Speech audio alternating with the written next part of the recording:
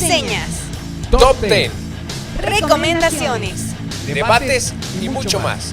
todo en un mismo lugar. Bienvenidos a Melomanía. La música como nunca la has sentido.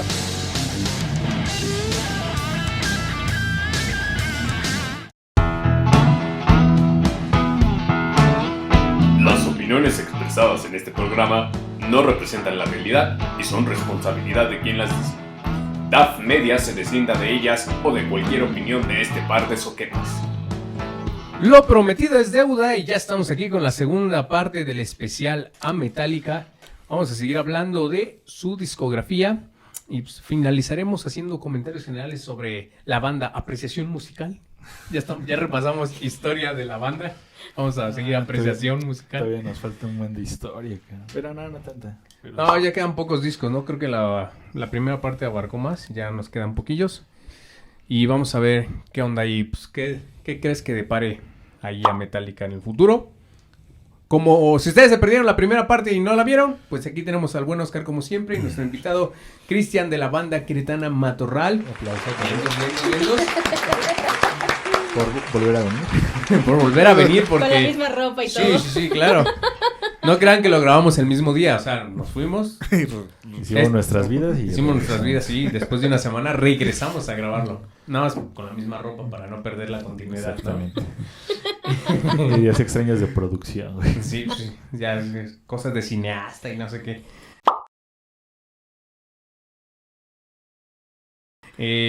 Pues vamos a seguir con esto. Vamos a su etapa rarita, su etapa oscura. Muy criticada ahí con Metallica. Cuéntanos. Pues yo creo que más bien es la etapa ya conforme o la era Newsted, ¿no? Siempre, bueno, después de este trabajo arduo de giras y presentaciones en infinidad de lugares y ganar millones con venta de discos y conciertos, pues lanzan su siguiente trabajo, ¿no? Que iba a ser originalmente un disco doble, pero que al final de cuentas decidieron separarlo. Yo la verdad ¿Lo viste innecesario? Exactamente, incluso aunque hubiera sido un disco doble lo hubiera visto innecesario. Yo creo que más bien si seleccionas las mejores canciones de cada disco te hubiera quedado un muy buen disco de unas 12, 13 canciones, porque sí es muy bueno. Jasper opina lo mismo. Sí. Y pues bueno, se lanza el Load y el Reload, que pues se llevó las críticas y estos fanáticos del heavy metal, del thrash metal, los terminaron de odiar y de señalar como la banda que se vendió. Entonces, ¿y ahí pues, fue de donde hecho, se cortaron el cabello? se cortan el cabello, se pintan las uñas y se delinean los ojos. Así como Ándale, ves. cabrón. Entonces, pues lanzan estos dos discos que pues la verdad, digo, puedes seleccionar las canciones, son muy buenas, o sea... No sé si sigan siendo producidos por Bob Rock. Al parecer creo que sí. Fíjate que yo en esta etapa les perdí la pista a Metallica. Escuché Love y me pareció un disco flojón. No me impactó, la verdad. Y el Reload después... Sí fue después del Reload, ¿no? Sí. De hecho ya le di una repasada y fue ahí como que una etapa oscura de Metallica y una etapa oscura mía en relación a Metallica. Por ahí me clavé más en otras cosas. Me empecé a clavar un poco más en el death metal, por ejemplo, ¿no? Pero, y sí, solté un poquito por ahí esta etapa de Metallica. Que fíjate, yo siempre he defendido estos dos discos diciendo que es como ubicándolos en su tiempo. Creo que fue en la época donde ya siempre he dicho eso, el grunge alcanzó a Metallica, ¿no? Entonces quisieron como mezclar esos dos géneros, el grunge y el heavy metal que venían haciendo, y pues el resultado fueron estos dos discos, que si bien no va a tener como que la pesadez de sus discos anteriores, incluyendo el Black Album, no son malos, o sea, tienen temas rescatables, ¿no? Déjame ver la lista pues de temas. Load, creo que la única que he escuchado y como no fan de la banda, creo que es King Nothing, que por ahí es... pero si yo leo la lista de canciones, ninguna me suena haberla escuchado. Hero of the Day, muy buena. Espérame, es que estoy viendo. Más que la que te dije, King Nothing, es la única que es así como... Hijo, es que me suena el Mira. nombre y creo que haberla escuchado. Es que yo aquí sí ya me metería como mucho como en esta parte fanática mía y no objetiva, ¿no? Porque las primeras 3, Ain't My Beach, se me hace muy buena. The House Jack Boyle también. Until Sleep se me hace un rolón, ¿no? King Nothing, Hero of the Day. Wasting My Head, Mama Said, una canción que abre mucho el corazón de Hetfield por la temática. Y The Outlaw Turn, creo que son muy buenas. De hecho, la versión que tienen el sinfónico, que ya lo hablaremos un poquito después, pues también bastante la pena. Digo, son discos que no corresponden como tal al Metallica, pero si lo ubicas en ese tiempo donde el grunge era como el movimiento de moda, pues Metallica, en esta constante evolución, lo que le veníamos hablando, ¿no? Desde el Master of Puppets, pues se está moviendo conforme se va moviendo los géneros, Las ¿no? tendencias, ¿no? Entonces yo creo que aquí lo que quieren hacer es demostrar que pueden tocar otro género y dominarlo, ¿no? A lo mejor sí para ganar más adeptos y vender más discos, pero también para darse ese gusto. Fíjate que ahí está un poco como el punto que como ahorita lo comentas, esta idea de seguir vigentes y vender discos, ¿no? A mí me parece que Metallica se enfocó un poco más en esta idea o en estos intereses, ¿no? De contextualizar más la música a lo que se estaba escuchando en aquel tiempo y vender discos. Entonces, mucha gente que veníamos siendo fans de Metallica desde sus inicios, a lo mejor no literalmente no lo percibimos así, pero de alguna manera es una percepción, ¿no? Que dices, ¿qué onda con Metallica, no? Aquí hay algo que ya no checa. En ese punto creo que te voy a dar la razón. Y los Trues, Como tú decías, ¿no? Tú vienes siguiendo sí. a Metallica desde el 90. Yo a Metallica lo conozco realmente hasta el 2003, por ahí más o menos. O sea, estos discos no me tocó vivir esa evolución, ¿no? Ese cambio de sonido tan abrupto. sí, y ya me parece que él va por ahí y entonces, pues mucha gente sí se ¿cómo podría decirse? ¿Bajó del barco? Se baja del barco, se baja de esta inercia que venía siendo Metallica tan poderosa. Y se ve muy degradado, ¿no? Y rola muchísimo. Estos dos discos rolan muchísimo en la MTV. Muchísimo. Pero aún así me parece que el contexto en el que se encontraban fue muy complicado. Esta etapa de 2000 era, de finales de los 90s, fue complicada para en la música. Empieza todo este asunto a cambiar la música radicalmente. El grunge ya estaba en la lona. Empezaba a estar en la lona, a caerse.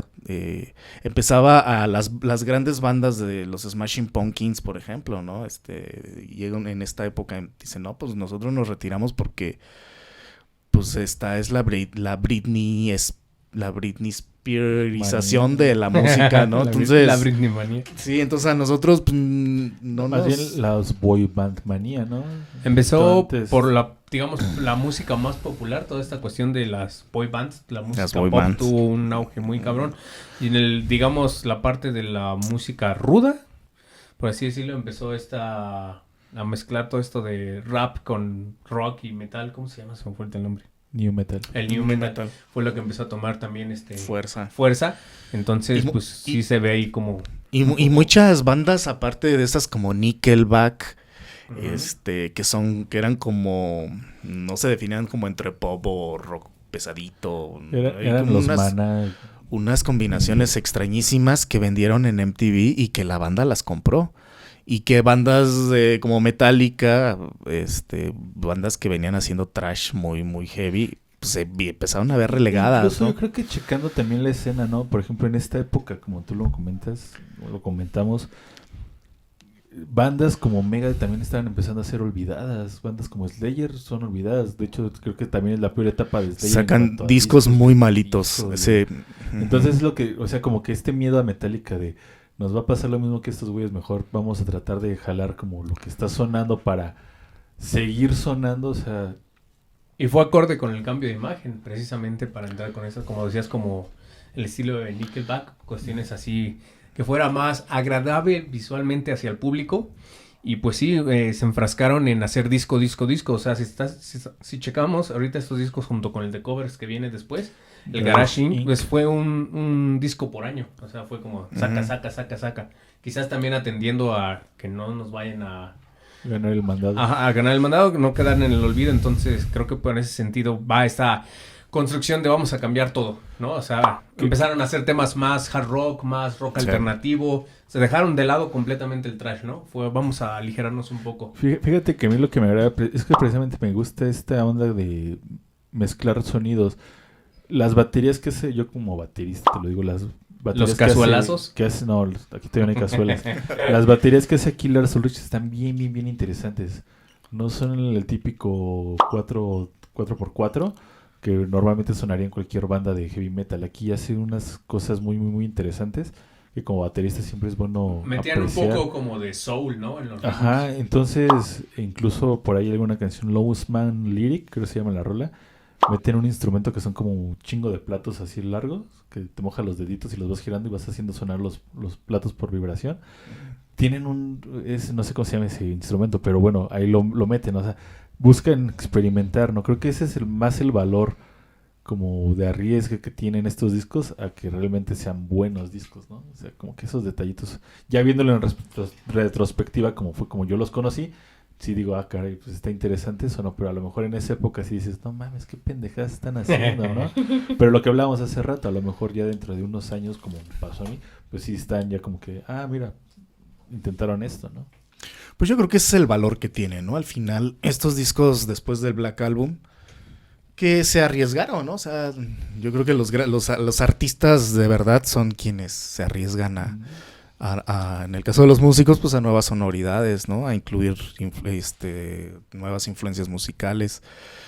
La experimentación, el thrash es un género muy definido en sí mismo, ¿no? O sea, el thrash es thrash. Uh-huh. Me parece que eso es lo que le sucede a Metallica, porque, por ejemplo, bandas como Queen, ¿no? Que los primeros 2 discos, el Queen 1 y el Queen 2, están catalogados dentro de heavy metal. Si los escuchas, son discos pesadones. A mí me parece que hasta el tercer disco, el Sheer Heart Attack, todavía es un disco pesadón. Pero a partir, por ejemplo, del News of the World de Queen, empiezan a meter bluesecitos, empiezan a meter canciones muy suavecitas. Ya no se diga en el Kingdom Magic, ¿no? Pues ya le entran un poco ahí a la música media disco y todo. Hay que decir el Night at the Opera, ¿no? O sea, sí, el Night at the Opera, pues es el quinto, todavía ese sonido majestuoso de Queen de sus inicios. Pero se permitieron hacer cosas muy diferentes, más ya en los 80s, ¿no? Y entonces me refiero a esta idea que Queen, dices, y no pasa nada, porque es Queen, ¿no? Porque hay la evolución misma de Freddie Mercury, o sea, bueno, del mismo Queen no es un género, fueron cambiando como de una manera muy amable, ¿no? Uh-huh. Creo que el mismo género lo permite. Pero en el caso del thrash metal, me parece que fue muy complicado para Metallica por eso, porque el thrash es casi pues algo religioso, ¿no? El sonido es muy específico, ¿no? El thrash metal es muy hermético, muy cerrado. Es muy hermético, ajá. Aquí lo que mencionas con el ejemplo de Queen, creo que también estos discos responden a, bueno, nosotros como músicos, me incluyo, sin serlo, pero creo que responde a algo bien básico, la necesidad de expresar algo. Entonces, en este aspecto de que el thrash es algo muy hermético, llega un punto en el de que, güey, no puedes vivir enojado toda la vida, ¿no? O sea, en algún momento tienes que tener una idea diferente para crear, y creo que eso pasa en estos discos. Creo que a lo mejor a Hetfield o al mismo Newsted se le ocurre expresar otra onda y compartirla, ¿no? Es interesante entender a los músicos no como máquinas productoras de la misma onda, ¿no? Sí, claro. Sino como seres vivientes y que sienten, ¿no? Entonces, creo que en esa necesidad de expresar algo nuevo surgen estos discos. Por eso esa variedad también de tonos entre canción y canción, ¿no? Pues sí. Y que bueno, un poco retoman ya también sus sus raíces con el siguiente disco, que es el Garage Inc., donde pues realmente son versiones de temas que ellos mismos eligieron porque eran sus canciones favoritas. Bastante interesante escucharlo, ¿no? Algunas versiones bastante buenas. A mí el que me encanta es el medley que hacen de Merciful Fate. Se me suena rolototota. Las de Motorhead también. Incluyen, en el segundo disco, bueno, es un disco doble, sí, y no lo separaron, que en el primer disco, pues bueno, incluyen versiones como de canciones que venían tocando a lo mejor en sus giras, y aquí ya las deciden grabar. El segundo disco, pues es completamente la audición que había hecho Jason Newsted con ellos, que había sido el Garage Days. Acá, pues bueno, lo vuelven a remasterizar y lo lanzan, e incluyen algunas canciones que grabaron también de tributo a Motorhead. Y pues ya luego sacan se arriesgan nuevamente a hacer un concepto o un proyecto ahí con la Orquesta Sinfónica de San Francisco. Es increíble. Que realmente mucha gente lo ha catalogado como el mejor sinfónico de todas las bandas de rock. Increíble. Porque sí, creo que la dirección de Michael Kamen es precioso. Es preciosa, ¿no? Sí. Ahí por ahí en el documental que viene en el DVD, comenta que sus músicos están entrenados a que si una mosca se para en la partitura y deja una caca, la van a tocar porque saben tocar eso. Y los mismos músicos se quedaban impresionados con lo que estaban interpretando de las canciones de Metallica, ¿no? De decir, ¿cómo puede ser que unos güeyes sin estudios musicales hayan escrito estas cosas, ¿no? Pues lo que decíamos hace rato, lo que les decía hace rato, ¿no? Pues son gente que quiere expresar y que saben cómo medio expresar o medio llegar a los oídos. Pues bueno, ahí no se limitaban, y una chulada de discos que vale la pena también analizar por el concepto de... ¿Quién hizo los arreglos? Michael Kamen. Sí, es un disco precioso. A mí, cuando en su momento leí o escuché que se iba a ser un sinfónico, dije, ay, pues estas cosas saltan, ¿no? Siempre,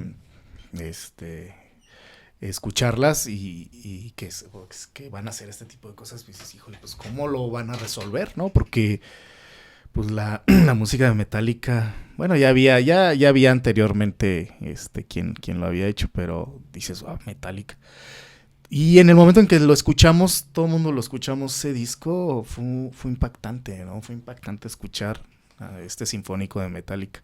Súper bien los arreglos, súper bien hechos, la ejecución de Metallica con la orquesta súper increíble, con una fuerza tremenda, ¿no? O sea, yo creo que es cuando dices, híjole, estos tienen para todo, ¿no? Metallica tienen para todo. Hasta se me puso la piel chinita porque no hay un protagonismo más de uno que del otro. Están perfectamente equilibrados. O sea, y está muy equilibrado. Cuando se tiene que escuchar la sinfónica, se escuchan esos rasgos de las cuerdas, de toda la sinfónica tocando. Y cuando se tiene que escuchar Metallica, se escucha. Entonces, hijos, está...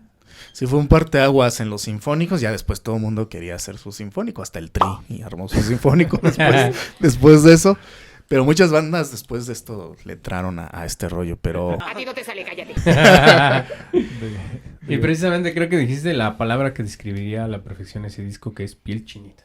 Sí, yo también recuerdo cuando lo escuché, nos iba ya en la primera vez que lo escuché, nos iba terminando la secundaria, ya en la prepa, que por ahí él me compartió, fanático de Metallica, y la neta sí se me erizó la piel al escuchar todo en perfecta armonía y equilibrio. Sí, es una chulada. Porque era lo que decía Michael Kamen, ¿dónde me voy a colocar yo? Porque sí, o sea, el director de orquesta tiene que ir al centro pero no quiero ponerme enfrente de la batería de Metallica, o sea, no se trata de opacarlo.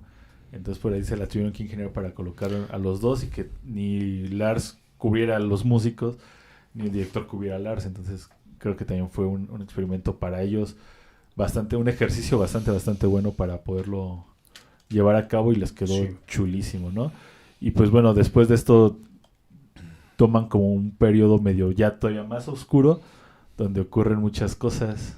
Ahorita hablamos de ese disco. ¿No sigue esta etapa? ¿No? Todavía falta. Ya sigue una etapa. Que esto es... una etapa donde, pues bueno, la relación con Jason Newsted se está quebrantando todavía más. Él empieza a hacer unos proyectos ahí propios. Y dentro de todo surge, creo que lo que termina de fragmentar la relación público general con Metallica, ¿no? Que es esta situación con Napster, que era para las nuevas generaciones. Napster fue como el prototipo de Spotify, ¿no? Donde tú podías compartir la música independientemente de donde estuvieras en el mundo, siempre y cuando tuvieras una conexión a internet, tú podías compartir la música y la gente la descargaba de manera ilegal. Y pues todo lo que ocasionó el boom fue de que Metallica estaba trabajando en la banda sonora de Misión Imposible 2 con la canción de I Disappear. Y de repente todavía ni la terminaron de grabar y ya estaba en las redes sonando, ¿no? Y ya la gente ya la había Se escuchado filtró, y fue ¿ah? así de que, cabrón, qué pedo, ¿no? Entonces pues ya empiezan a investigar y pues llevan todo este tema a los juicios legales. Y pues bueno, aquí creo que es donde muchos señalan a Metallica como los culeros de la historia. Fíjate que hace días vi un video que se llamaba Las bandas más odiadas, ¿no? Del rock. Y precisamente entraba obviamente Metallica, ya lo dije al inicio, tiene ese efecto de Club América, que lo amas o lo odias. Pero en sí creo que el odio como tal a la banda no es en general a Metallica, creo que es por Lars. Yo creo que es el odio, el hate va dirigido hacia Lars, no precisamente a la agrupación. O sea, yo no puedo odiar a James, se me hace un sujeto muy cool, pero veo a Lars y es como... Es como el Gene Simmons de Kiss, ¿no? Ajá, es como el Gene Simmons de aquí. Creo que sí pasó un poco así, ¿no? Porque digo, el que representó, el que dio la cara ante esto, pues fue Lars. Porque Creo que es los su demás, banda, los demás ni siquiera aparecieron como públicamente, Es ¿no? como, güey, tú seguramente vas al baño y cagas dinero, güey. O Había sea, había unas caricaturas increíbles en ese tiempo, ¿no? Salía una caricaturita de Lars diciendo, quiero dinero. Y atrás el monstruote de James Hetfield diciendo, hasta quiero salió cerveza, quiero en South cerveza. Park, ¿no? Sí. Que míralo, ahí está Lars Ulrich llorando porque no puede construir, ¿qué es? Su piscina alberca, o no sé güey, qué. comprarse una, una cosa así. Miren, ahí está Lars sentado cerca de la piscina. ¿Qué le pasa? Este mes iba a instalar un bar con un tanque de tiburones laminado en oro cerca de la piscina, pero gracias a la gente que baja la música gratis, tendrá que esperar unos meses para poder pagarlo. Pero yo creo que, lo comentábamos, creo que es cuestión de defender tu trabajo, güey. A ti no te gustaría tampoco que no se reconociera tu chamba, güey. O que sobre todo cuando estás lanzando algo que esperas que sea como un boom. Que aparte a mí me encanta la canción de I Disappear, ¿no? Que no tenga esa sorpresa para el público como tú esperarías. O sea, Sí. creo que fue más como una acción de odio. No, sí está bien que defiendas tu chamba, o sea, la que sea que hagas, concuerdo en eso. Pero es un arma de doble filo porque la piratería cumple una función. De No está promoción, bien, güey, de promoción. no está bien decirlo, pero es una función tremenda. O Es sea, un mal necesario. exactamente, entonces... Pero Y a Metallica no le hacía ningún mal porque son exitosos, vendían. Lars es rico, de familia, no necesariamente porque sea rico músico y ya, o sea, ¿me explico? O sea, los hubieran dejado como tal. Hubiera pasado lo que pasó en su momento con Ares. es que precisamente es a lo que iba. Creo que si no hubiera sido por esto, muchas plataformas de música, por ejemplo, ahorita lo que está sucediendo con Amazon Music, con Google Music, con Spotify, creo que no hubiera llegado a ningún acuerdo si no hubiera sido por esta situación con Napster, ¿no? Creo que al final de cuentas el hecho de que se te va a reconocer como músico independientemente de cuánto te estén pagando, pero decir te estamos pagando y que la gente tenga la facilidad de decir, si nada más quiero escuchar esta canción no tengo que comprar el disco, o el sencillo, o sea, no me tengo que esforzar en irlo a buscar a una tienda de discos o bajar o comprarlo en internet, sino simplemente le pongo a buscar y ya lo puedo reproducir. Creo que todo surge desde acá, ¿no? Sí, yo creo que ellos se dieron cuenta exactamente de esto, ¿no? O sea, lo tuvieron que hacer, pues, no sé si a fuerzas, pero es algo que que tuvieron que haber hecho. Porque le dio punto de partida a toda una industria. Y fíjate, ahorita pensándolo así de bote pronto, diría Mau Nieto, ¿qué hubiera pasado si en lugar de que la demanda o quien salió al frente fue Metallica o Lars Ulrich, si no hubiera sido una disquera? Las disqueras yo creo que lo hubieran hecho todavía peor, güey. Si ahorita la suscripción de Spotify te cuesta 99 pesos, yo creo que tendrías que pagar como 300 pesos, ¿no? De la suscripción. Si lo hubiera agarrado una disquera, güey. Sí, puede ser. La Sí. disquera nunca va a perder. Pero entonces, bueno, surge este Y episodio. fue raro que no lo haya hecho la disquera. Sí, porque O sea, a fin de cuentas... Las disqueras tienen unos ejércitos de abogados Sí, perrísimos. y todos Y lo judíos. extraño fue que quien salió fue Lars. Eso habría que revisarlo un poco más a fondo, ¿no? Sí, entonces, pues bueno, después de este trago amargo en la carrera Metallica, pues se da lo inevitable, ¿no? Y te digo, Jason Newsted venía teniendo unos proyectos propios, entre ellos el que detonó todo fue Echo Brain, donde de plano Hetfield le dijo, o No tocas en puede ser Metallica nada. o tocas en Echo Brain. Entonces Jason Newsted dijo, pues si no puedo estar en mis dos bandas, dejo Metallica y vámonos. Fue muy amargo esa separación. Digo, para todos los fans de Metallica, el hecho de que Newsted haya salido, porque tenía dentro de Su Metallica ya su carisma, ¿no? Tenía muy bien ganado su lugar. Y cuando se anuncia que sale de la banda, sí fue un golpe ahí para todo el mundo, ¿no? Yo creo. Creo que si no hubiera sido por Newsted, Metallica se hubiera desintegrado en algún punto. De hecho, ya cuando se va Newsted y hacen como este documental de Some Kind of Monster, nuevamente se tambalea Metallica. Sí, pues que no Hetfield saben qué hacer, güey, porque aparte Hetfield empieza con sus perdidos. problemas de alcoholismo, donde él dice, no puedo seguir así, se va a rehabilitación, y entonces Lars le dice a Kirk, güey, ¿todavía tenemos banda o ya no tenemos banda? ¿Qué pedo, no? Entonces, pues, ahí se dan a la búsqueda de bajistas, por ahí muchos bajistas muy virtuosos participan, Twiggy Ramírez que tocaba con Marilyn Manson, creo que también el de A Perfect Circle. Y bueno, pues el elegido es Robert Trujillo, ¿no? Que pues lanzan ahora sí el disco de los cazuelazos, que es el Saint Anger, ¿no? Pero pues es un disco que también surge a raíz de como había pasado con el Injustice for All, surge a raíz de un evento trágico, ¿no? Que es como este tambaleo ya completamente de toda la banda, porque si bien todos los integrantes habían estado como estables, la cabeza y el cuerpo, que eran Hetfield y Lars, es donde empiezan a tambalear entre ellos, ¿no? Entonces creo que también hay que conceptualizar ese disco y verlo de esa forma para poder dar una opinión crítica y objetiva. Así es. Incluso en este disco Saint Anger, el sonido de los cazuelazos fue totalmente producido intencionalmente, ¿no? O sea, pues una producción, dijeron, queremos este sonido y lo lograron, ¿no? Lo hicieron. No sé en qué concepto tengan ustedes este disco. A mí me pareció también un disco regular. Ahorita checando ya la lista de canciones, No ubicas ninguna. no voy con ninguna, la neta. Chao. Yo tengo... Chavos, sí. Honestamente... Gracias por lo de chavos. Si lo conceptualizamos o si lo ubicamos como un disco Metallica, es malo.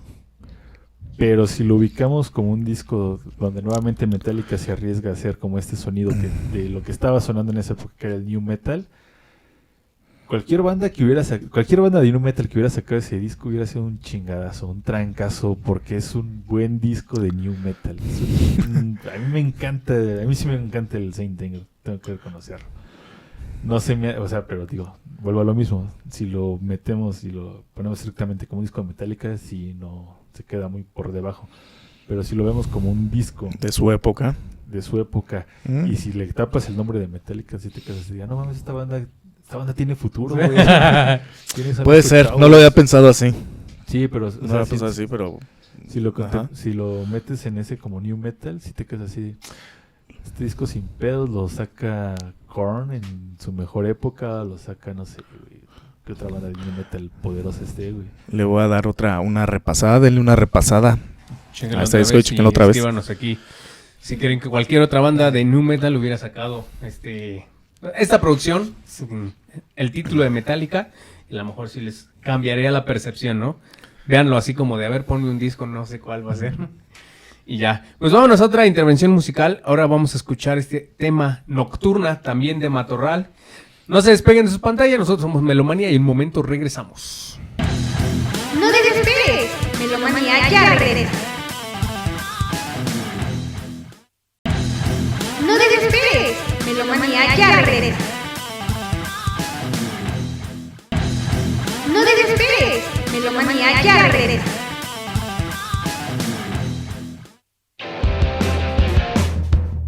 Ya estamos de vuelta. Melomanía. Ya estamos de regreso aquí en Melomanía. Acabamos de escuchar Nocturna, esta rolita bien preciosa, la neta. Para bailar, güey. A bailar. Para bailar slam. Para echar el paso a gogo. A mí se me hace que tiene más un espíritu más hard rockero esta rolita. Un poquillo. Un poquillo, ¿no? Sí, Por el un poquillo. riff ahí del inicio. Precisamente por eso. Bastante chida. Recuerden seguir a Matorral en todas sus redes sociales. Pasen a escuchar su música, compartan, denle like, suscríbanse para que pues más personas conozcan esta música, esta gran banda queretana referente, porque aparte todo mundo que conoces les hablas de Matorral y los ubican. Creo que junto con los Pilot Cats son de esas bandas que es como, Sí. oye, Simón, todo el mundo los conoce, o sea, Sí, ahí- son referente en la escena aquí de Querétaro. La escena local. Sí, a Gracias. huevo. Qué bueno, qué bueno. Un saludo a los Pilot Cats si ven este programa. Ellos son carnalazos, empezamos a tocar con ellos. Las primeras tocadas de Matorral fueron con Pilot Cat. De hecho, la primera tocada aquí en Lomas, en un techo y una fiesta de no sé quién, fue con los Pilot Cats y con Logans. Un saludo a Logans y también También ven el esto. buen Lalo. Al buen Lalo y al Martín. Pues hacer invitación, ¿no? Que uno de cada banda pase aquí un día a hablar de algo que les apasione. Pues Ajá, estaría unos bien. volados, güey. Unos volados, o sea. Una rayuela. Recuerdo que esa vez en esa tocada dieron unos bolis en forma de pene. Estaban los Pilot Cats encantados. ¿Quién sabe? Por ahí no va, güey. Cada quien. Un saludo a toda la banda de los Pilot Cats. Saludos, No, ahorita. más bien que chido que se lleven bien, porque luego se da mucho en la escena local que todavía ni se manejan tantos dineros que empiezan los celos, güey. Ni conocen a las personas y ya están chingue de, ese güey es bien no sé qué. ¿Lo conoces? No. Entonces, güey. Qué bueno que se lleven chido. Así bien tiene que ser, ¿no? Sí, así debería de ser. Sí, debería ser precisamente. Ya eso sería otro tema, hablar de la escena. Hay que hacer uno de la escena Estaría local. chido, ¿no? Hay que hacer uno, sí. Vale la Para pena. hablar ahí, Sí. porque hay muchos temas. Sobre todo para las personas que nos han visto en Australia, Argentina y ¿dónde más nos han visto aquí? En Australia, Argentina y creo que está ahí en México, ¿no? Bueno, y la gente aquí de Oye, México. llegamos país. también a Chile. A Chile. Ah, Chile, Pues es ahí cierto. está Ahí nos dieron la Piri. Chile. A Chile. Entonces, El que Chile. conozcan El Chile. la escena local La escena queretana, ¿no? Hay muchas cosas interesantes de las que hablar de la escena local. Sí, cómo no. Pues a lo mejor invitamos a Cristian y al Meneito. Estaría muy interesante. Al Una mesa de Meneito, El ¿quién? payaso Meneito, ¿no? Ah, ok. Sí, Ok. sí. Es también Trashero de corazón. trashero, metalero y también conoce un buen de la escena, pero de los orígenes de la música, o sea, de la aquí en Ah, Querétaro. uf. No, tiene Todo años, su- sí. Sería interesante. Ay, vamos organizándolo para hacer Estaría un bien. programa mamalón. Final de temporada. Sí, estaría chingón. Pues bueno, ¿qué sigue en esta... Después de estos Pues tragos bueno. amargos y amargos? Después de que, bueno, el Saint Anger lo graba en un conflicto, por ahí pueden checar creo que todavía está en Netflix el documental de Some Kind of Monster.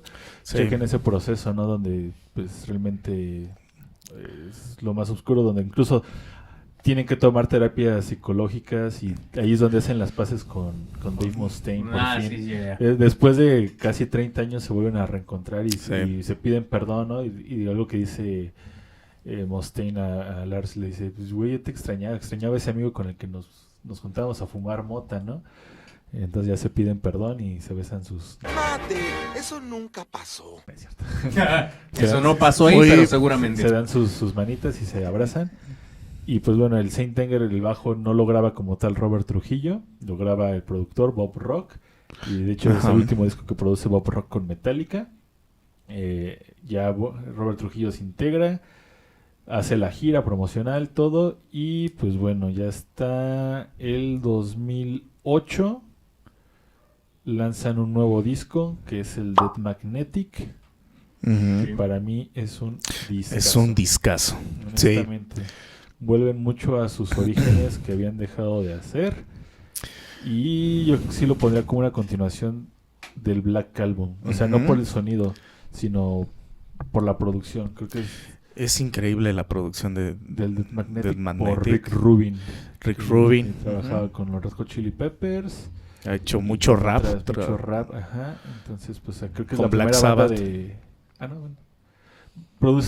Produjo el 13, ¿no? De El Black 13 Sabbath. de Black Sabbath. Así es. Entonces creo que sí, entonces es primero, creo que Metallica es la primera banda de metal que produce Rick Rubin. Sí.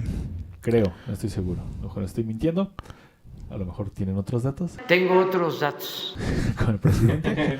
Pero es un disco que sin duda también sucede un poco lo que con el And Justice for All.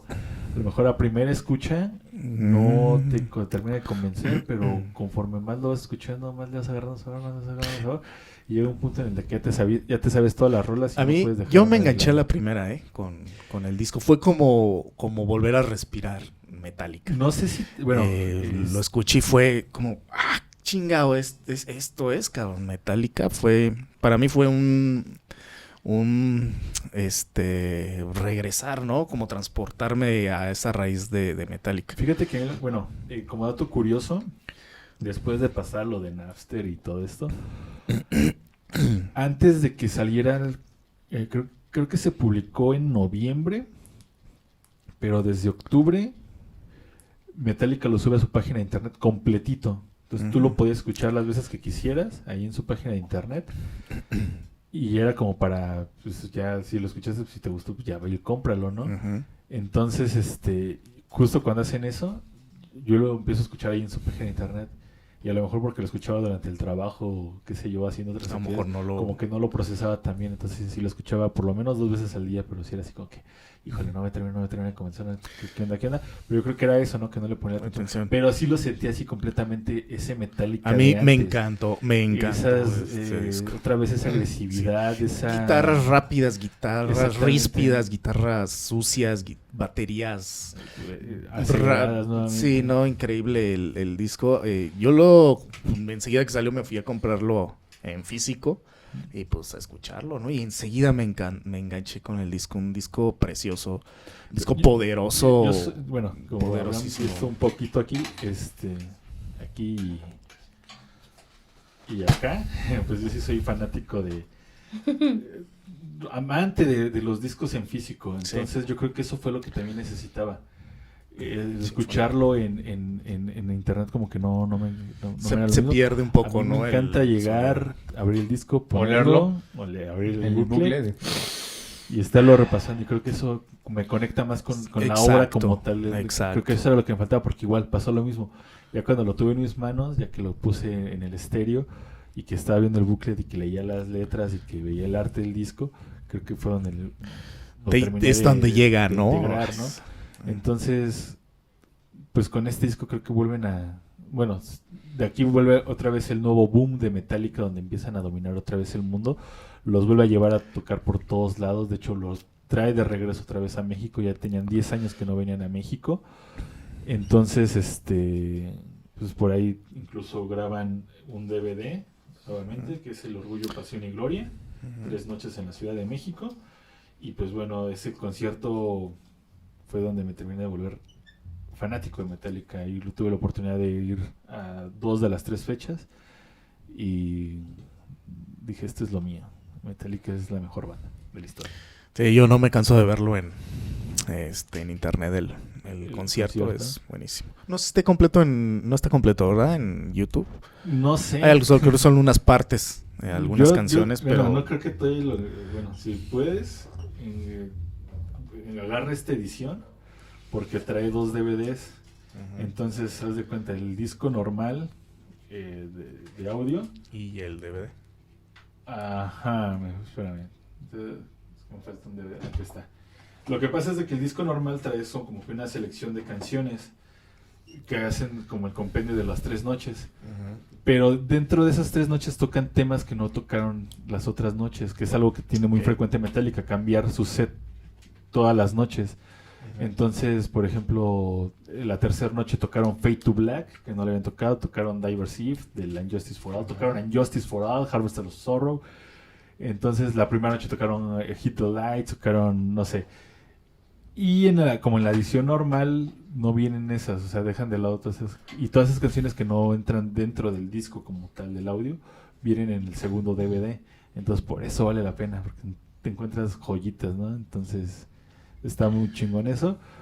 Y pues bueno, comentamos, ¿no? Este disco del Death Magnetic los lleva otra vez de tour por todos lados con su Death World Magnetic, donde pues bueno, incluso los lleva a tocar hasta la Antártida. Por Sí, ahí, fue en esa... y es la única banda que se da el gusto de decir que ha tocado en los 6 continentes. Estuvimos ahí pendiente en la página de la refresquera más famosa del mundo aquel día, esperando la transmisión por internet. Uh-huh. En México fue que como a las 7 de la noche. Ajá. 7, 6, 7 de la tarde, 7 u 8 ¿no? de la noche. Yo lo vi saliendo de la chamba. Nos empaquetamos ahí unas caguamas antes del concierto, unos doritos, unos chetos y fue un concierto Metallica, ¿no? En sus y sobre, en sus sobre todo cosas raras de Metallica. En esta gira a mí algo que rescato mucho es que vuelven muchísimo otra vez a sus orígenes. Vuelven otra vez a interpretar canciones de sus primeros discos, canciones que tenían mucho tiempo que no tocaban. Las vuelven a tocar. De hecho, lo comentaba Lars Ulrich, que para prepararse para esa gira fue volverse a aprender todo el catálogo de los primeros 4 discos de Metallica para poderlas interpretar en los conciertos y darle como ese extra al público, ¿no? De hecho, de los discos de Load y Reload solamente interpretan Fuel, The Memory Remains y creo que ya. Creo que son las únicas recurrentes de todas las noches. Y entonces, pues, básicamente su set se compone de canciones del nuevo disco, que es una chulada de disco, y de sus primeros 5 discos, ¿no? Entonces, ahí te dabas cuenta de lo que estaban hechos, ¿no? Aparte que se involucraron muchísimo nuevamente se vieron otra vez en buena forma, ¿no? Física, tanto como banda, ¿no? Sí, se veían en bastante buena forma, de hecho. Sobre todo James Hetfield, ¿no? Que siempre fue el que le tupió más al alcohol. Al vino, traía problemillas. Y pues bueno, de este disco todavía como las canciones que no quedaron dentro las publican en un disco o en un EP posterior, que es Beyond Magnetic, que también son canciones que las escuchas y dices, cabrón, ¿y estos por qué no quedaron? Si están muy buenas, ¿no? Y pues bueno, de ahí se vuelven, aquí yo creo que es la etapa donde se vuelven lo que tú decías, ¿no? El Kiss, ¿no? Como algo así, donde buscan hacer mucho dinero, porque publican una película, Truck de Never, uh-huh, donde primero hacen una gira promocional con el arsenal completo, que también que todos fuimos a ver al cine. Bueno, los que tuvimos la oportunidad de ir a estos giras, a estos conciertos, porque curiosamente hacen la prueba de todo el equipo que iban a tener aquí en México, hacen 8 noches en el Palacio de los Rebotes nuevamente. Uh-huh. Y pues te quedas así, no mames. ¿Fueron 8? ¿No fueron 7? 8. Fueron 8. Y si te quedas así, bueno, yo siento que Metallica es de las pocas bandas que podrían llenar el Estadio Azteca sin broncas, porque no se presentaron ahí, ¿no? Y ya cuando ves toda la estructura que tienen del escenario, donde tienen elementos de todos sus discos, ¿no? Es algo muy, muy, muy cabrón. Y lo ves reflejado en esta película de Truck de Never, que pues también Metallica ahí al alza del cine, ¿no? Hay en una película con producción en 3D. Uh-huh. Ahí con una historia media X, sí. Pero ellos le escribió Metallica, ¿no? Bueno, pero sí va acompañado mucho de la música de Metallica, ¿no?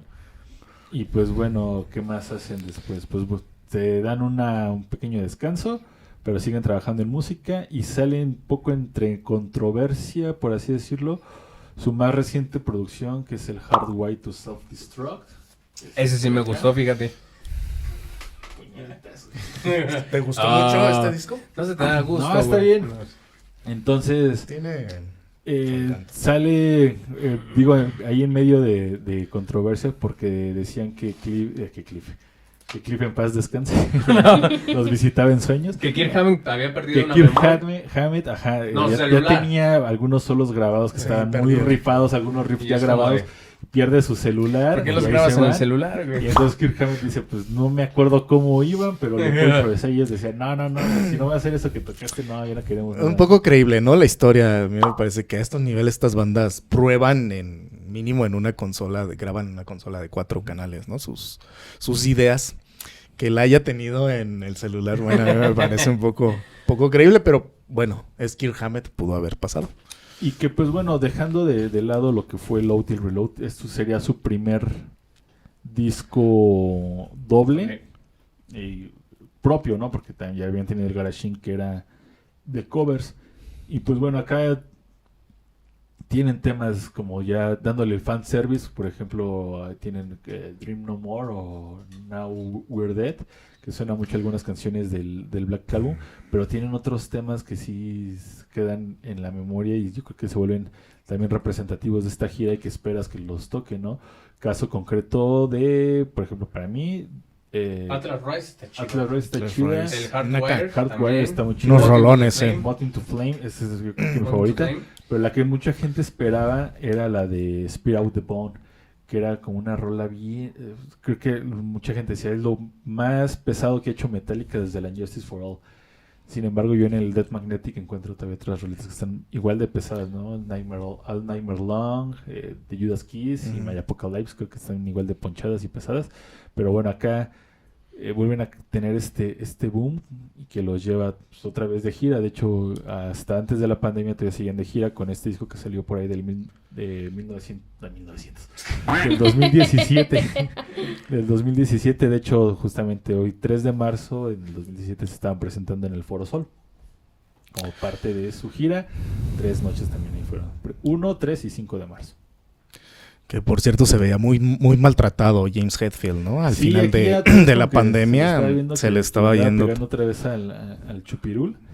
Estaba hinchado el compadre, Sí salió de la noticia, cara. ¿no? Hace poco que otra vez había recaído. No había recaído, ya estaba. ¿Ya estaba? Ya había caído bien profundo. Oye, pero todavía hay bueno, los rumores eran que whisky crack, ¿no? Dices, oye, una estrella de ese nivel todavía entrándole al crack y a esta edad dices, pues es que todavía hay algo roto. Tienes 18, cara. Todavía hay algo roto, ¿no? Ahí adentro, pero bueno, pues alguna vez le preguntaron, ¿no? Oye, ¿cómo es tu vida, tu cotidiano?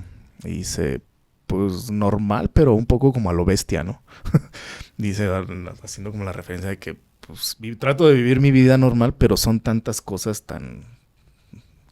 que no vive cualquier persona, ¿no? Uh-huh. Entonces me imagino que ha de ser complicado ser algún integrante de Metallica. Y sobre todo, como lo mencionabas al principio, ¿no? Con los demonios internos que tiene James Hetfield, ¿no? O sea, sí. Yo creo que si bien la pérdida de su madre fue hace muchos años, creo que es algo que no ha podido dejar de lado. En cuanto tiene oportunidad de expresarlo en su lírica, lo demuestra, ¿no? De hecho, Fade to Black surge a raíz de que le roban la guitarra que su madre le había regalado, una guitarra acústica. Surge, o sea, para él que lo único que lo como mantenía unido a su madre en este plano terrenal y espiritual era esa guitarra. Le da una razón como para suicidarse y escribe Fade to Black, que si la lees, es una canción. Ves la letra, es una carta de un suicida, ¿no? Es algo que había escrito el Kurko. Sí, fíjate que a mí, hablando ahora de su mamá, de la infancia de Hetfield, a mí me parece que la que plantó la primera semilla de Metallica fue justamente la mamá de James Hetfield, en el sentido que se llevó a clases de piano a James Hetfield a los 3-4 años, y entonces él es cuando aprende. Un pianista pues maneja independientemente la mano derecha y la izquierda, ¿no? Entonces él reconoce que al momento de tocar la guitarra pues lo hace así porque su madre lo llevó a clases de piano. Él narra que pues no estaba muy a gusto, ¿no? Pero estuvo 3 años en estas clases de piano, muy pequeño él. Charlie García tocaba el piano como un animal. Pero a mí me parece que esa es la semilla primigenia de Metallica, ¿no? La mamá de James Hetfield, que pues se va muy joven, que se clava en una religión cristiana radical. Tiene un cáncer y pues la iglesia no le permite tratarse con medicamentos y pues se deja morir. Esta muerte de su madre, de James Hetfield, lo marca mucho. El hecho de que no se haya atendido con medicamentos, la mamá, él lo deja muy mal, ¿no? Porque pues la vio degradarse en su enfermedad la madre hasta que se muere en su casa. No tenía ni permitido ir a un hospital. Entonces sí fue un golpe que en la psique de Hetfield se quedó plasmada, y que yo creo que toda esta furia inaudita que vemos que en la obra de Hetfield, en su legado, me parece que viene mucho en este sentido. Nace a partir de esto. Sí, de hecho, bueno, en el Saint Anger, muchos recuerdan el video de Saint Anger donde están tocando Ujú, la la canción cárcel, de la prisión. de San Quintín. Él decía, ¿no? Que al ver a los presos ahí, a algunos condenados a cadena perpetua, otros que incluso ya estaban como condenados a pena de muerte, lo ponía a reflexionar. Decía, bueno, si no hubiera sido por la música, probablemente yo estaría aquí o estaría ya no muerto. ¿no? O sea, creo que le agradece mucho. Y bueno,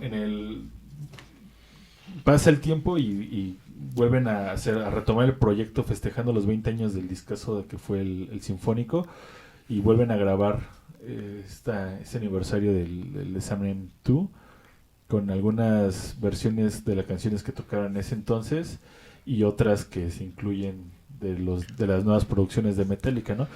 Y también yo creo que a mí me gustó más este Sinfónico número 2 que el primero. Ya no estaba dirigida a la Orquesta Sinfónica de San Francisco por Michael Kamen, que ya había fallecido, creo que por ahí del 2003, una cosa así. No me recuerdo bien. Pero en este Sinfónico también tienen unas versiones bastante chidas. De hecho, reinterpretan a Anastasia Pullman Theta y un chelista. Se lo avienta. Y aquí yo creo que es donde más se ve demacrado James Hetfield. Completamente hinchado, dado a la fregada. Y justo después o previo al lanzamiento mundial de este disco y de este video, es cuando dan la noticia de que Hetfield está otra vez en rehab, ¿no? Está otra vez en rehabilitación por sus problemas con las adicciones. Y pues siempre es bueno saber que las está superando y que se está recuperando, ¿no? Afortunadamente ya ahorita está mejor, no sé si ya lo dieron de alta o algo así, pero ya está sobrio, por así decirlo. Y de hecho... pues ya si hablamos de la actualidad de Metallica, por ahí lanzaron un sencillo pequeño de una versión acústica de Blackened, aprovechando como todo este auge que se dio con la pandemia, o bueno, de las bandas que lanzaban videos vía streaming, ¿no? O sea, cada quien grababa en su casa y lo juntaban y lo lanzaban. O sea, ellos lanzaron la de Blackened, que fue un pequeño guiño, algo que hicieron tiempo después, que fue un concierto también vía streaming, donde era como su acústico. Entonces interpretaron ahí canciones clásicas de Metallica en versiones acústicas, que es algo que ya venían haciendo año con año, ¿no? Desde la época de Jason Newsted. Ahí por ahí tienen un trabajo altruista con algunas... Bridge. Con varias organizaciones, ¿no? Le van variando cada año, ¿no? A veces apoyan a madres solteras, otras a niños huérfanos, a varias, ¿no? Entonces hacen un concierto acústico y lo van lanzando, ¿no? Por ahí en Spotify pueden encontrar el All Within My Hands, y es como esta versión acústica completamente. Y el año pasado graban este concierto de vía streaming, donde pues ahí incluyen también algunas versiones eléctricas, medio acústico, medio eléctrico, pero también todo en apoyo a esta organización que tienen, ¿no? Que es la de All Within My Hands Foundation, donde buscan llevar alimento a las personas que no lo tienen a nivel mundial. Entonces, pues creo que en la actualidad eso es lo que pasa con Metallica. Supuestamente ya están trabajando en un nuevo disco, que yo sí espero mucho con ansias. Y lo que platicaba en alguna ocasión con un amigo, ¿no? Esta banda que dentro de 2 años va a cumplir 40 años activa, llega un punto en el que te preguntas, ¿y qué va a pasar con ellos? Pues ya no son los mismos jovencitos de 18 años que comenzaron, ¿no? O sea, ya son unos señores de casi 60 años, que pues obviamente la música no es la misma que tocan los Stones. O sea, sí demanda un poco más tanto de energía. De hecho, se ha criticado mucho que en sus presentaciones en vivo sí el tiempo de las canciones va por debajo de lo original, pero pues es completamente natural. No sé, ¿qué opinan? Pues sí, ya tienen sus años los señores, tienen sus años, pues habría que esperar. Yo digo que todavía tienen bastante que dar los señores, no sé cuántos años en realidad, pero como músicos y como personas yo creo que tienen la energía. A lo mejor sí es natural que los tempos vayan bajando, ¿no? A lo mejor biológicamente si no te lo permite la edad, pero pues es Metallica, ¿no? Yo creo que como los Rolling Stones, si ves a los Rolling Stones los conciertos actualmente, pues se ve como si Keith Richards tocara ya la guitarra no por tocarla bien, sino por la está tocando porque la pasa bien, ¿no? Entonces, si escuchas tú una versión de Fighting Black de los 70 y dices, ay, los Rolling Stones se escuchaba salvaje, ¿no? Y la ves una versión actual, se escucha hasta dulce, ¿no? Se escucha la versión. Yo creo que en un momento habría que esperar lo mismo, pues, de Metallica, ¿no? Pero a mí me parece que son más ya como un baluarte, ¿no? En dado momento. Sí, que como la banda misma que fue, ¿no? Ya nada más como acotación, por ahí está el disco de Lulu, que fue un proyecto que tuvieron, un proyecto medio extraño que tuvieron con Lou Reed, antes de que falleciera Lou Reed, quien fuera músico líder de The Velvet Underground, y por ahí iniciador de todo este como movimiento de rock indie. Y pues bueno, ese disco, pues como yo creo que la crítica perfecta es una que le voy a leer, que donde decía que era la música de Metallica simplemente narrada por Lou Reed, ¿no? O narraciones de Lou Reed acompañadas de música de Metallica. Así se puede interpretar.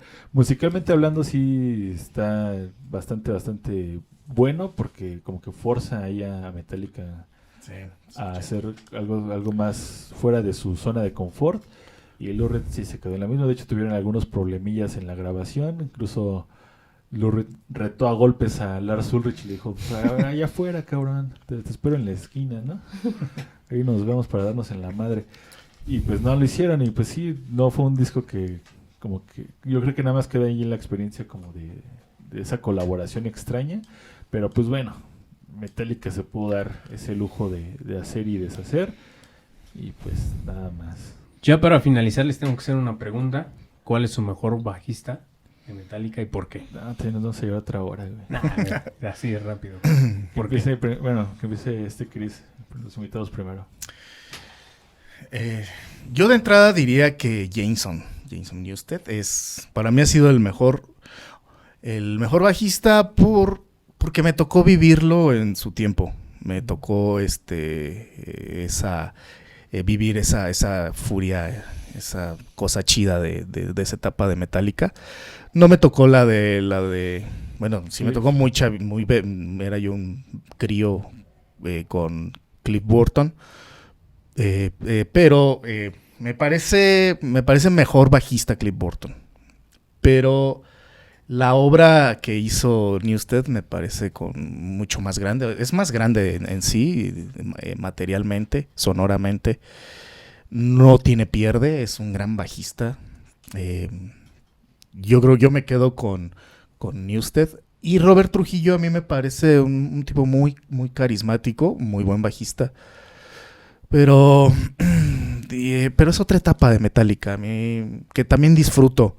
Y me gusta, pero me quedo con este recuerdo, con esta época, con esa vivencia de Jason, de Newsted, sí, porque lo vamos viviendo, las cosas las percibimos diferente, ¿no? No es lo mismo percibir las cosas cuando tienes 14 años que percibirlas cuando tienes 30, ¿no? Entonces, a mí me tocó el Metallica de Newsted cuando yo era un adolescente.